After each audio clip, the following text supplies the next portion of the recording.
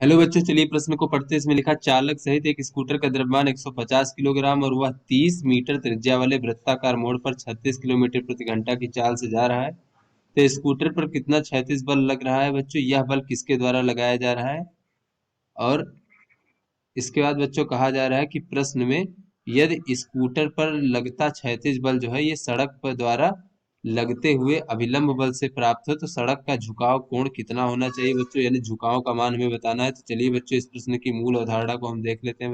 बच्चों इस प्रश्न की मूल अवधारणा में हम देख लेते हैं कि कोई वस्तु अगर इस प्रकार से वृत्तीय पथ पर गति करता है बच्चों, तो इसके वृत्तीय पथ पर गति करने के लिए एक अभिकेंद्र बल की आवश्यकता होती है बच्चों। बिना अभिकेंद्र बल के ये वस्तु वृत्तीय पथ पर गति नहीं कर सकता है बच्चों। इसकी चाल अगर v है, वृत्तीय पथ की त्रिज्या r है बच्चों, और इसका द्रव्यमान m है, तो बच्चों अभिकेंद्र बल का मान होता है mv का वर्ग भागे r बच्चों। अगर इतना अभिकेंद्र नहीं प्राप्त होगा तो बच्चों ये हमारा वस्तु जो है वृत्तीय पथ पर गति नहीं कर पाएगा। चलिए बच्चों अपने प्रश्न को हल करते हैं बच्चों। तो बच्चों इस प्रश्न में कहा जा रहा है कि एक स्कूटर का द्रव्यमान m बराबर 150 किलोग्राम है बच्चों, और वृत्तीय पथ की त्रिज्या 30 मीटर है बच्चों, इस प्रकार से।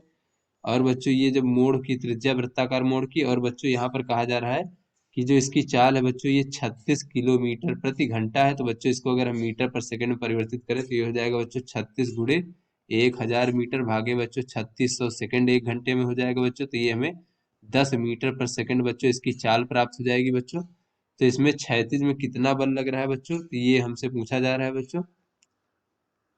तो ये इस प्रकार से अगर ये वृत्ताकार मोड़ पर इस प्रकार से स्कूटर हमारा इस प्रकार से जा रहा है बच्चों, इस प्रकार से, तो बच्चों इस पर जो है इस प्रकार से क्षैतिज दिशा में इस प्रकार से बल लगेगा बच्चों, इस प्रकार से। और ये बल क्या होता है बच्चों? ये अभिकेंद्र बल होता है, जो कि आवश्यक होता है बच्चों। अभिकेंद्र बल क्षैतिज दिशा में इस प्रकार से केंद्र की ओर, वृत्ताकार पथ के केंद्र की ओर।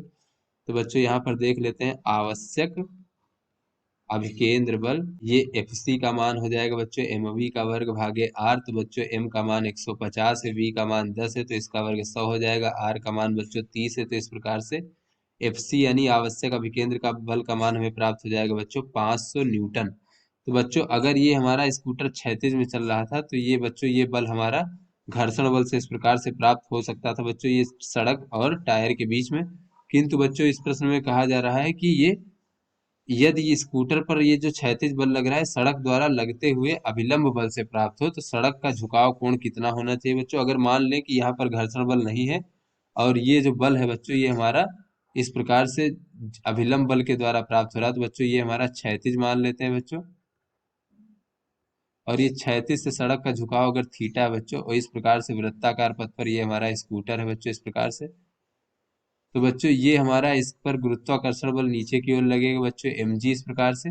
और ये सड़क के द्वारा इस पर जो है अभिलंब बल इस प्रकार से एन लगेगा बच्चों। तो यहाँ से बच्चों अगर हम देखें तो ये कोण जो है बच्चों ये 90 डिग्री है, तो ये भी बच्चों थीटा होगा।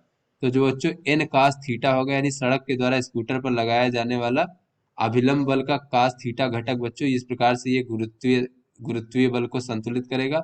और जो बच्चों इस प्रकार से हमारा इसका क्षैतिज घटक होगा बच्चों इस प्रकार से एन साइन थीटा, ये आवश्यक अभिकेंद्र बल प्रदान करेगा बच्चों इस वृत्ताकार मोड़ पर वृत्तीय गति के लिए। तो बच्चों यहाँ से हम कह सकते हैं कि एन साइन थीटा जो है बच्चों ये हमारा आवश्यक अभिकेंद्र बल होगा बच्चों।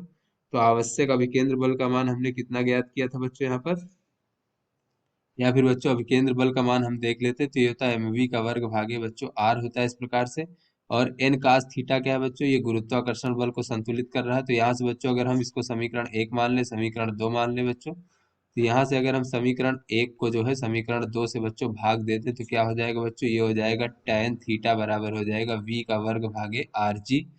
तो यहाँ से बच्चों v का मान 10 मीटर पर सेकंड है, तो ये हो जाएगा 100 बच्चों इसका वर्ग। और r का मान 30 मीटर है, गुरुत्वीय त्वरण का मान 10 मान लेते हैं बच्चों इस प्रकार से। तो ये 1/3 प्राप्त हो जाएगा बच्चों। तो थीटा का मान हमें प्राप्त हो जाएगा tan इनवर्स 1/3।